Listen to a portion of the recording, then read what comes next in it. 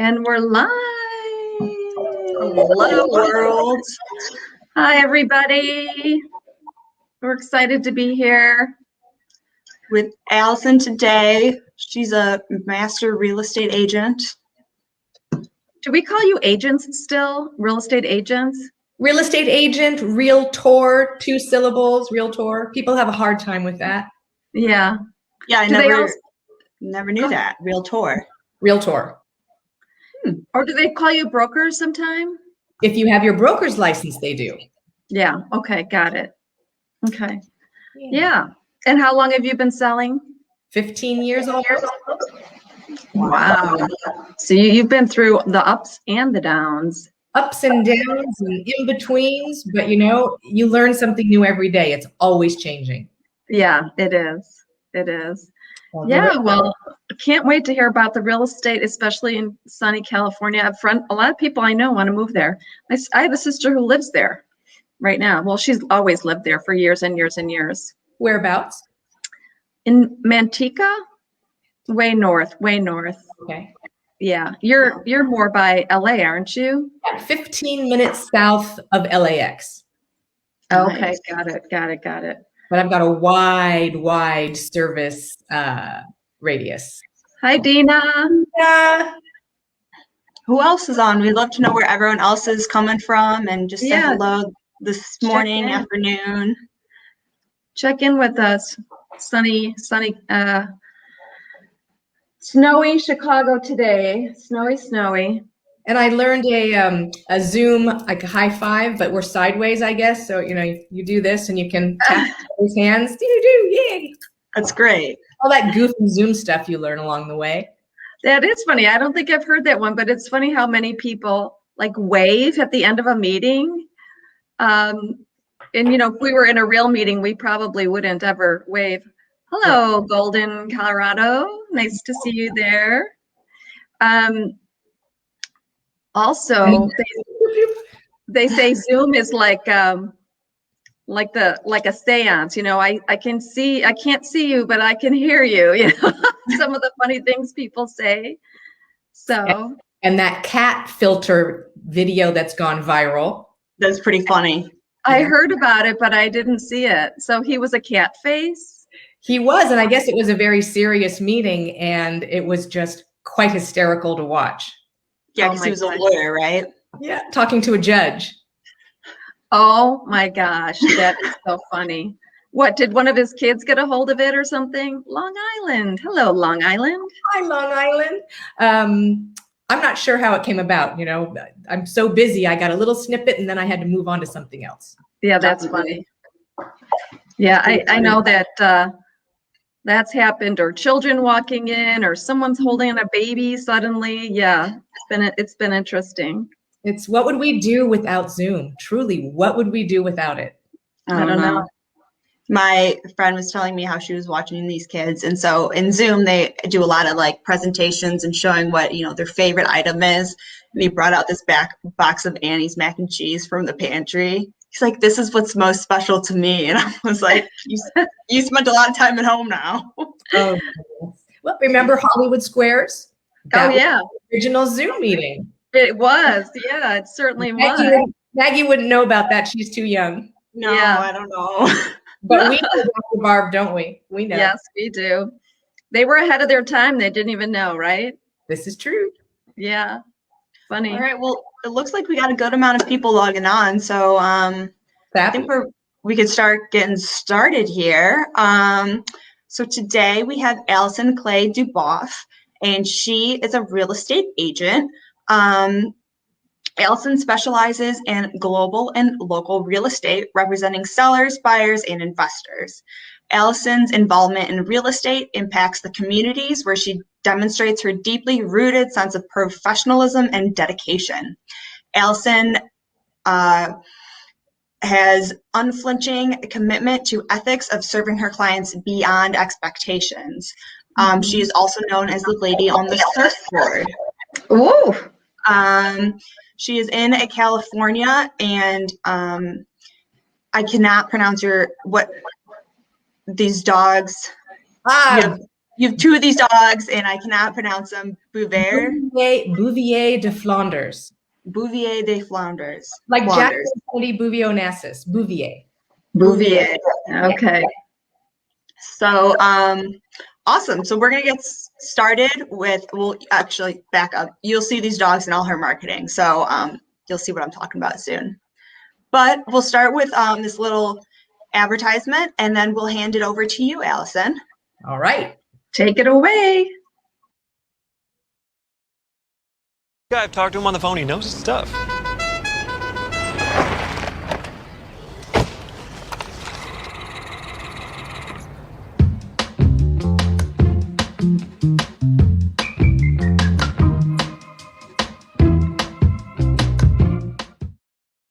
I know this guy. I've talked to him on the phone. Hi, everybody. How many of you wonder where on earth to find a realtor? Well, super important, and I'm going to address that today because we are in these unprecedented times, and who is tired of that word? I know I am, but it's true. So why do people sell? Are you considering selling during this time of COVID? Considering selling during COVID? It's kind of crazy. Well, let me go over a few basics as to why people sell. Some of them are kind of negative, some of them are kind of positive, but it is the reality. People sell for 6 reasons: death, divorce, downsizing, upsizing, relocating, foreclosure. So those are the multitude of reasons why people sell. Now, in today's world, and even before COVID, there was quite a few ways that you could find a realtor. One of the ways that most people like to find their realtor is they want to drive around town and see who has the most signs. But here's the number one takeaway with that. When you call someone who has signs all over town and they come and they interview, they present to you, you got to ask them one question. Will I get you, Mr. Realtor? Or will I get your assistant and your assistant's assistant and your assistant's assistant? That's very important. So just because someone seems very, very entrenched in the neighborhood and they are the number one realtor in that neighborhood, you may not get their service. So that's one takeaway. When you're in the interview process looking for a realtor, you want to ask them about past clients and testimonials. Now, you may have seen testimonials online. Who's seen testimonials online?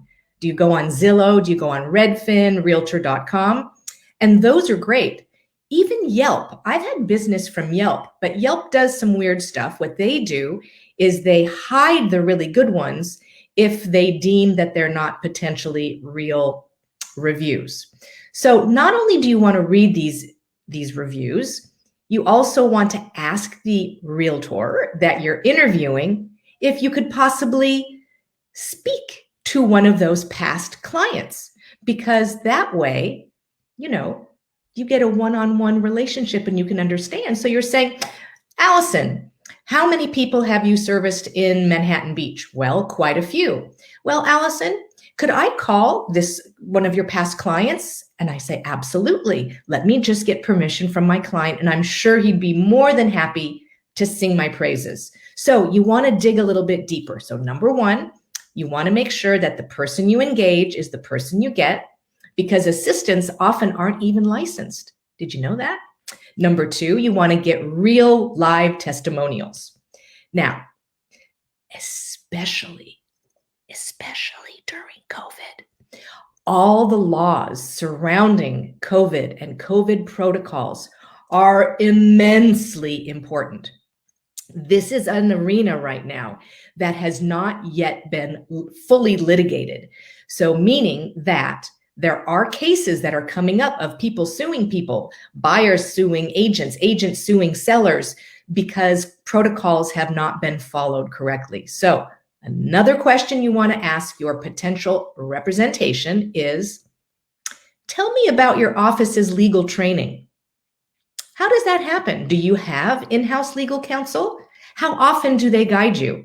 So the training of the realtor that you're interviewing is very, very important, because did you know that in California, and I'm going to be speaking mainly to you about California, but a lot of these rules and thoughts and ideas pertain to all 50 states. So you guys in Colorado and New York, you want to follow the same kind of stream of consciousness. Legal training is very, very, very important. And in California, twice a year, we have new laws, new forms, or amended forms. Let me give you an example.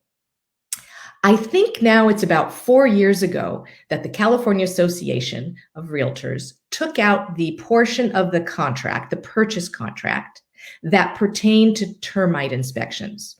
So in the past, it kind of fell on the seller's shoulder. There's something called Section 1 and Section 2, and the seller would have an inspection and take care of any active infestation. And then it usually would fall upon the shoulders of the buyer to do any corrective future preventative work.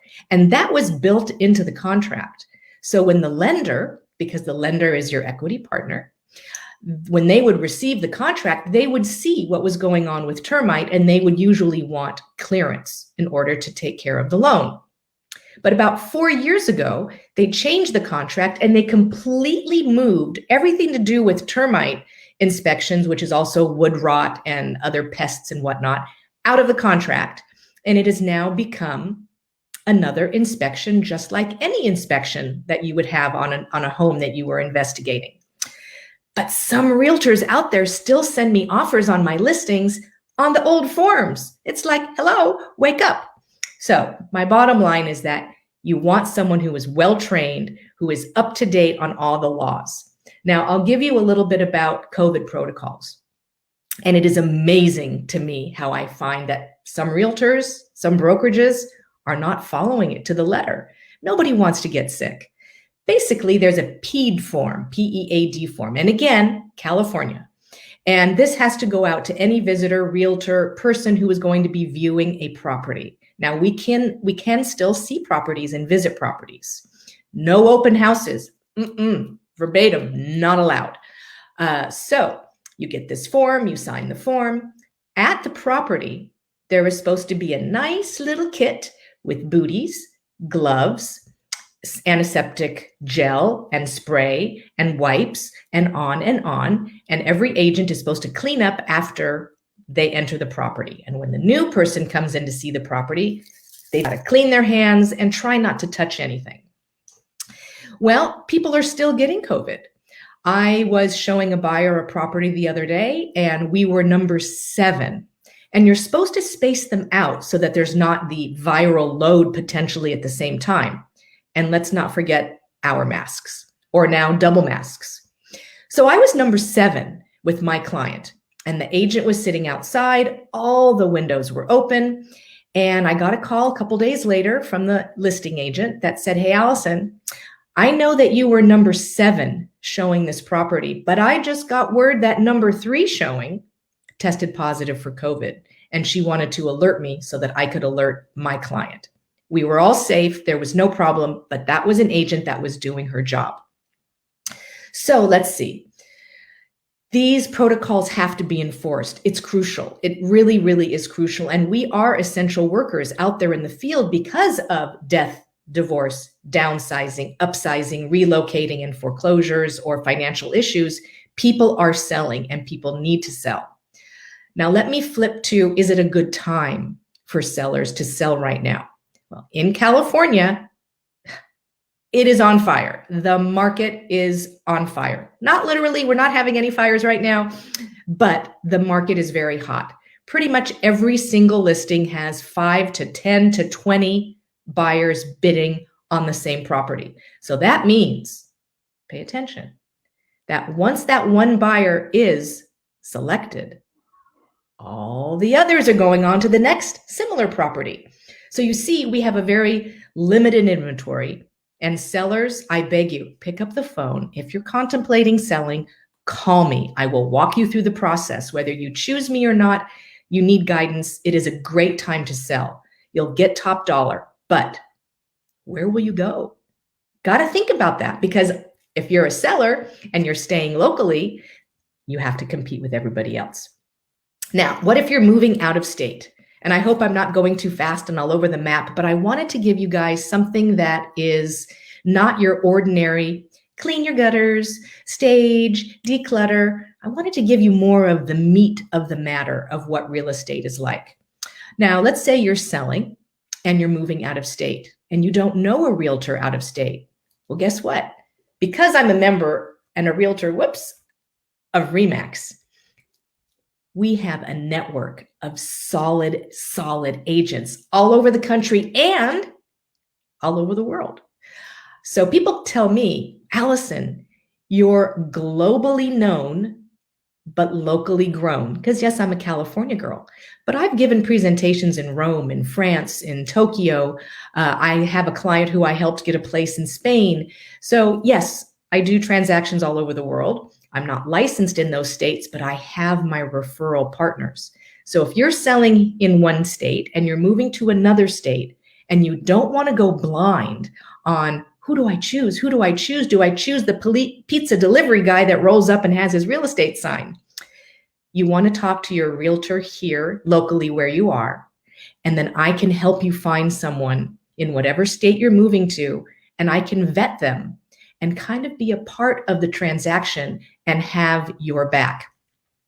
So another important aspect when you're considering selling your home is your method of communication. Some agents, they just don't ask you, how do you want to communicate? The younger folks, the millennials, text, they want to communicate by text. It's fast, it's efficient. And even though I'm not a millennial, that's my favorite mode of communication. But some sellers, they want email, they want phone calls. Now we are trying to limit our in-person meeting, but you could do a Zoom. So make sure that you tell your realtor of choice how you want to be communicated with. So let's go over this again. Why would you possibly want to sell? Well, number one, it's because rates are low, very, very low. So it's a good time to buy. It is a seller's market pretty much everywhere. You have to be prepared for multiple offers because it's going to get crazy out there. Maybe you have now become the trustee of a property because someone in your family has passed away.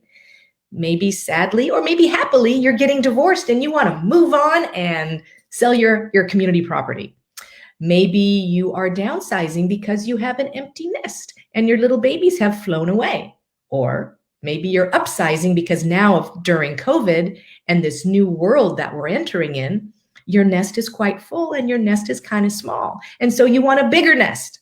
That's another reason to sell. Or maybe you're moving out of area. Or maybe sadly, you've had real hard times financially and you need to sell your property. So those are the main reasons. And the most important things to consider when choosing a realtor is, are they aware of the new laws that are constantly changing? Are they aware of the new forms that are added or taken away? And are they aware of certain forms that have changed? So you really want to interview somebody and you want to ask them the hard questions, not just, well, how many houses did you sell in my area last year? You want to ask them about their experience, their response time. Do they have assistants? Do they have a transaction coordinator, somebody who handles the paperwork? Or are you just getting their sign in your lawn and you're never going to hear from them or see them again? This is important. And so I have a transaction coordinator who does my paperwork. I review everything. I check everything. And I have other people that assist me. But when you hire me, you get me. And one of my mottos is lean on me, because I can help take these things off of your shoulders. You need to have someone haul things away. You need some jobs done. Boom, boom, boom, lightning fire. I'll take care of it for you. One other thing, they've done many studies, and if I'm boring you, make a note, whatever.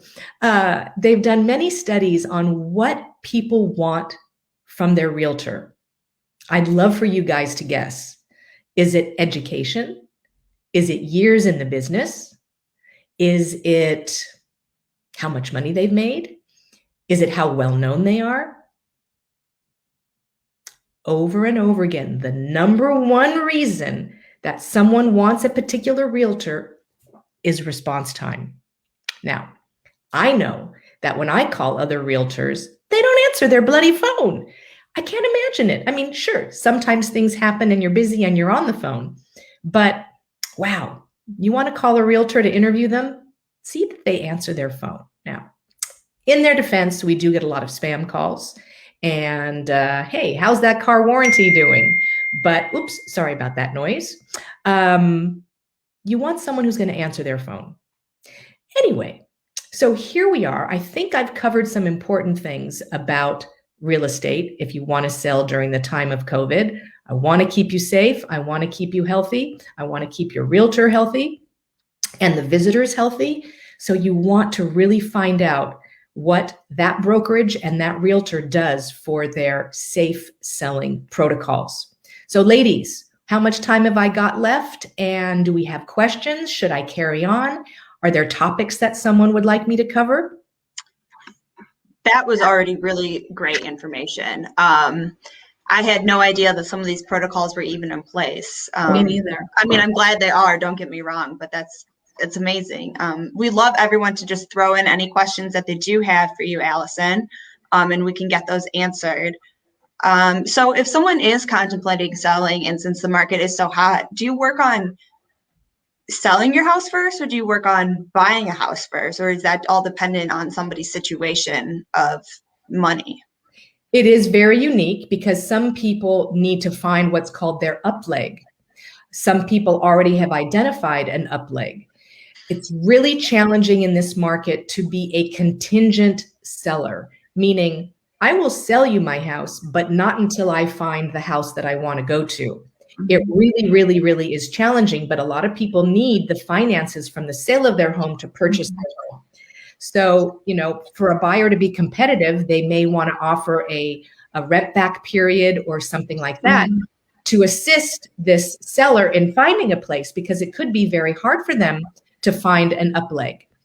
So yes, it really, really does depend. Some people will rent temporarily if they get the right price. And great question to go along with that. Dina's wondering, do you do rentals as well as just selling and buying houses? Yes, I do. Not only rentals, but I prefer to call them leases, because this is, has a full-on California Association of Realtors contract. So that protects the tenant, that protects the realtor, that protects the owner, which another item that I wanted to mention is when you're choosing a realtor, you want somebody who will protect you legally, because it's not just selling your house, getting top dollar. There are so many litigious potholes to navigate. Many, many, many, many, many. Mainly it's square footage, non-disclosure. And then one other really important facet is you really don't want to go towards dual agency, physical dual agency. That means when the buyer's agent and the seller's agent is the same physical person. Think about it. How can someone get you the top dollar for your home and get the best price for the buyer? Yeah. A lot of realtors make that their business model. Make more money that way. But it's not the most effective or most ethical way to represent all parties. I've only done this in 15 years. Wow.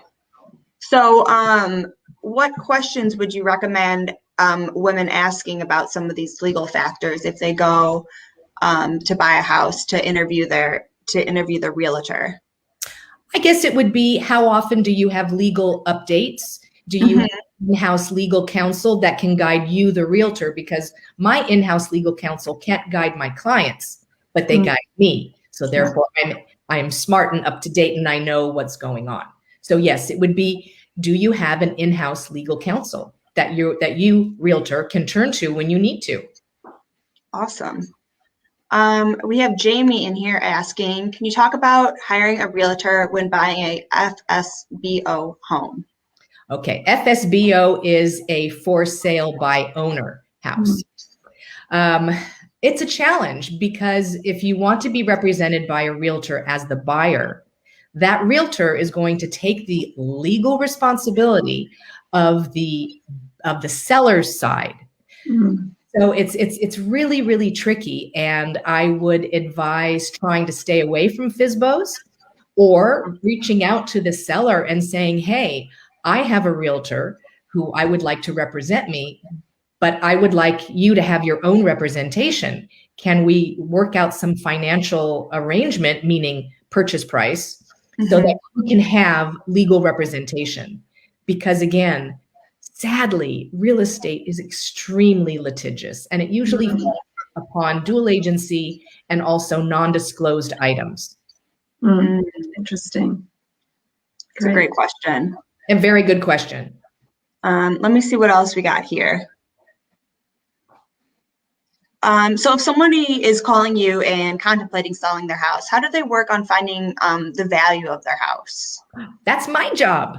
Yes, that's my job. Now, however, saying that, my job is to provide my clients with enough information so that they can make an informed decision. But it's my job to gather all the data, put a nice comparable presentation together, and go over all the specifics. Because unless you live in a completely tract housing development, you can't go by dollar per square foot. You really can't go by what the house across the street sold for, because you have sun coming in the morning, sun coming in the evening. Maybe the house next door had something disclosable like a death in the property. And very briefly, a death on the property, if it's natural causes, has to be disclosed for 3 years. Wow. So that's 3 years. If there is a violent death, which suicide is a violent death, the seller and every subsequent seller has to disclose that in perpetuity. Wow. Interesting. That's interesting. Do you find that to be a big stopper from people buying a house? Well, I can tell you that most recently there was a very, very sad situation where a seller committed suicide in her bedroom, in the master bedroom, an elderly lady who was alone and sad and had health issues. And my buyers could not go to bed in that room every night knowing that. Some people don't care. Some people want these stigmatized properties because it doesn't affect them. And when I was little, someone died in our family home, not by suicide. And I was scared, a little girl, I was scared. And my mom just said, hey, Al, to make a home, it takes a birth and a death. That's interesting. Your mom's not wrong. Yeah. It put me at ease. That's pretty interesting. All those things that you have to disclose and everything else. We'll see if anybody else has any other questions that they would like to ask while they're on. I love bring them on. Bring them on. No, you're killing them. You're killing them. Let me see what else we got.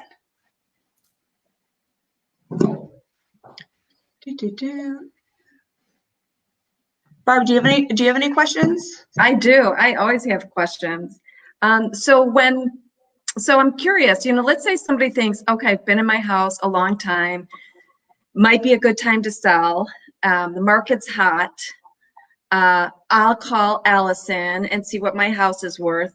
But, I have 20 years of stuff in my house, and it's going to take me a while to get through it all and sort it out, get my kids' stuff and stuff that came from my mom's house and so on and so forth.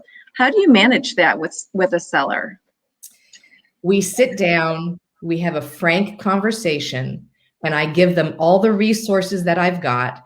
And I basically walk them through everything, hand by hand, step by step. I mean, I've had grandchildren who have inherited homes and they are so overwhelmed, they don't know what to do.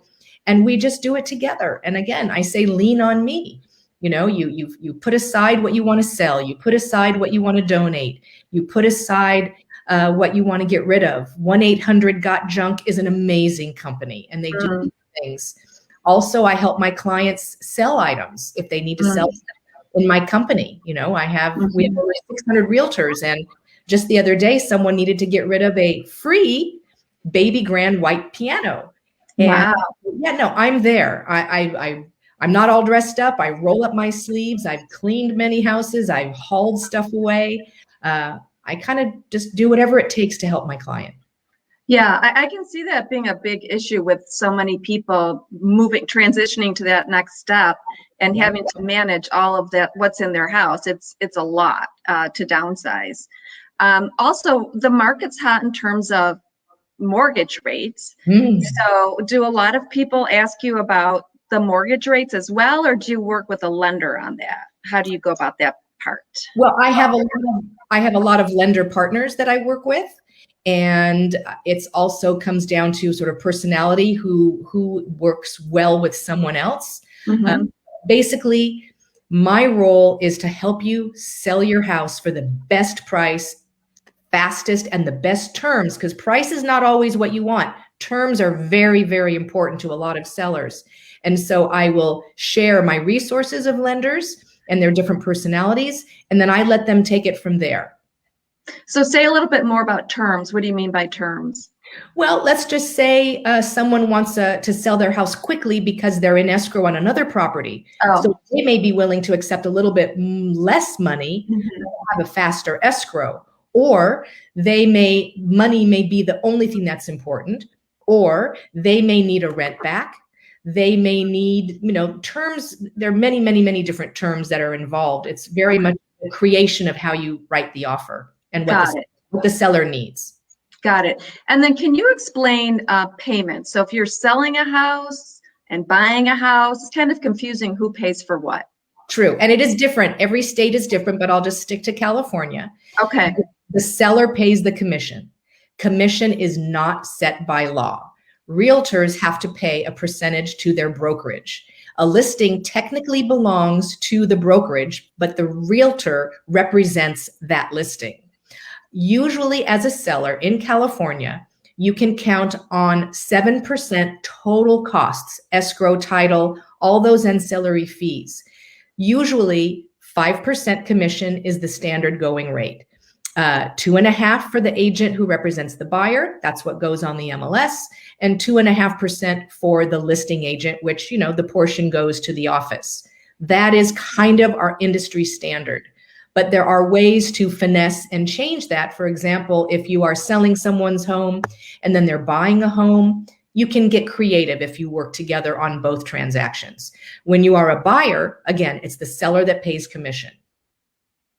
Okay, so the person selling the house, the salesperson, the listing agent, that's the listing agent. Yeah. They pay, and if you're going to buy, you don't pay any commission or anything. So if you're wanting to buy, but when you're a buyer, you do have your own escrow fees. Okay. But no commissions.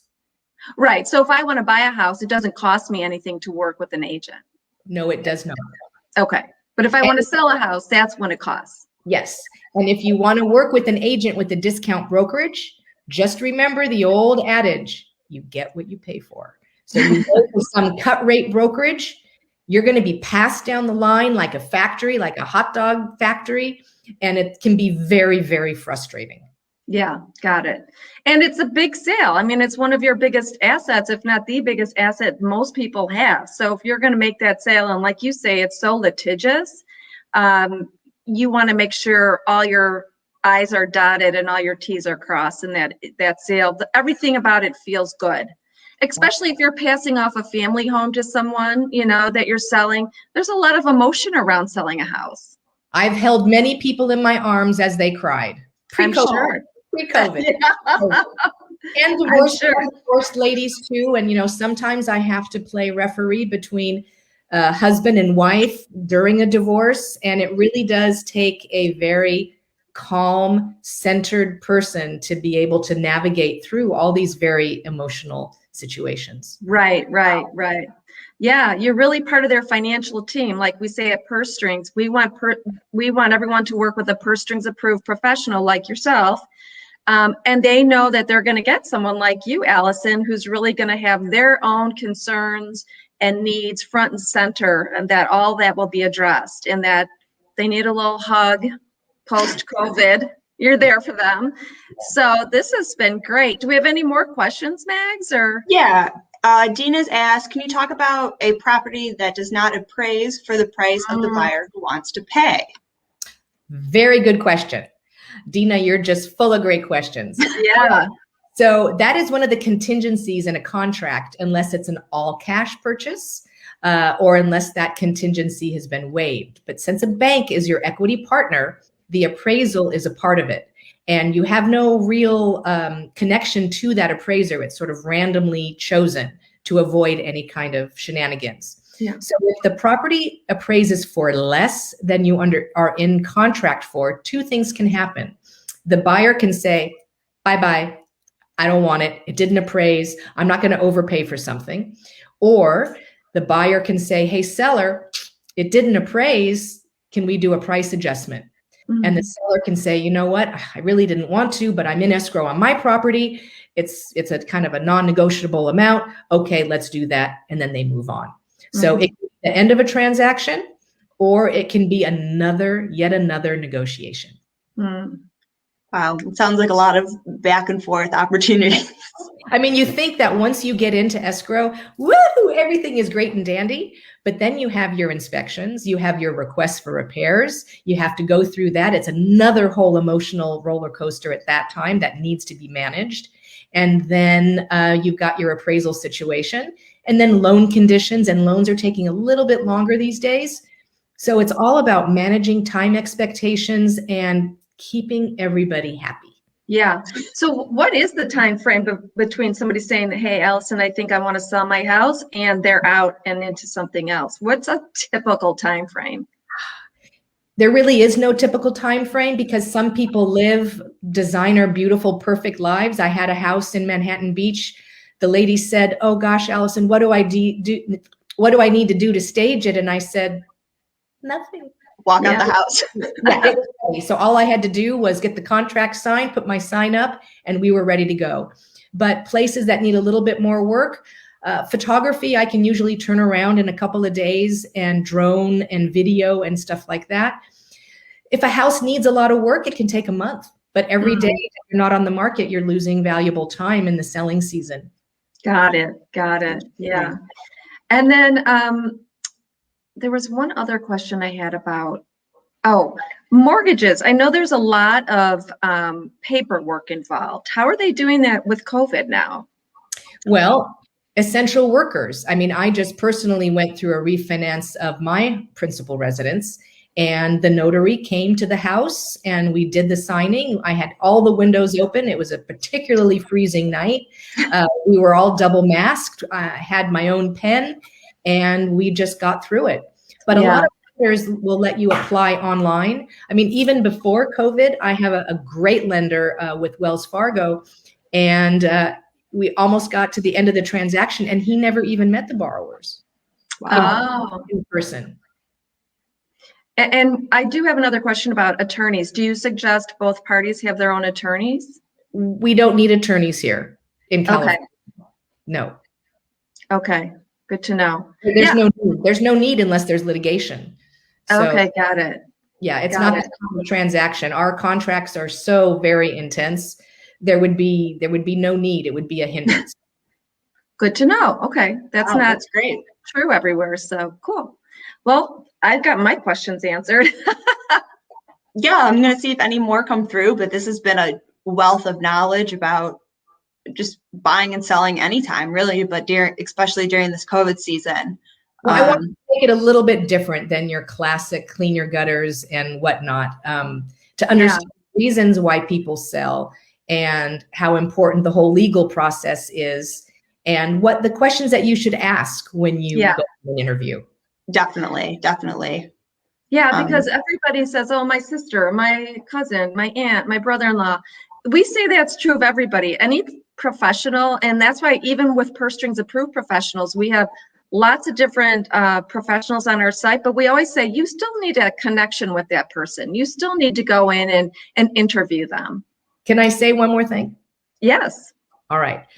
When it comes to lenders and when it comes to realtors, I have found over and over and over again that when you have that sort of friendly, familial connection, I don't understand the psychological aspect of it, but these people tend to feel that they don't need to earn your business because you're already family or you're already friends.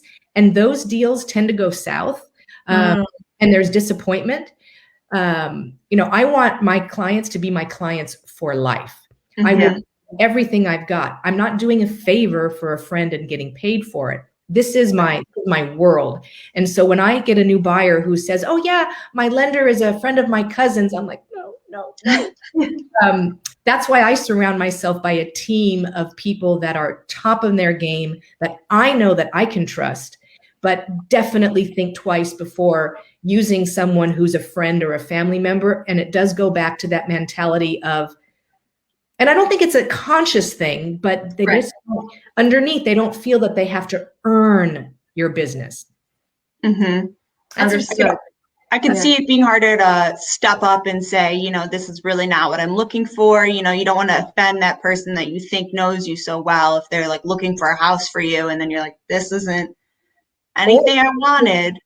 Or Dr. Barb, maybe you don't want to share your financials with a friend. True. Yeah, Mhm. that's true. I mean, you are really exposing a lot in a financial transaction like that. So true. I think make it a professional business relationship. Don't try to navigate some kind of deal with somebody it's like you say, keep that friendship a friendship.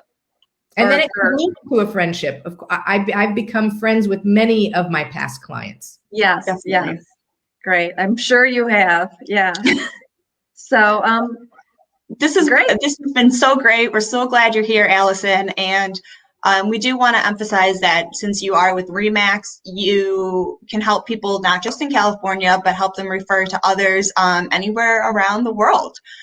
So if anyone's moving, it's not like they can't contact you, because they definitely can. If they hook them up with somebody like you, it sounds like they're going to have a great experience. Yeah.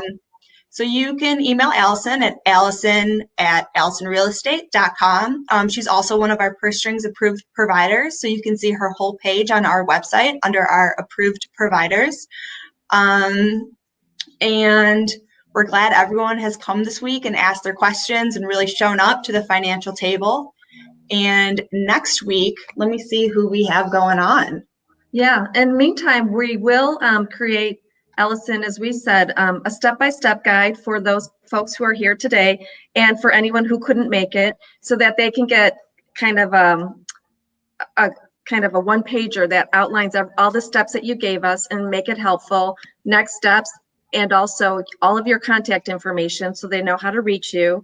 And we'll send that out or post it with the recording of this session up on our units page in our Facebook group.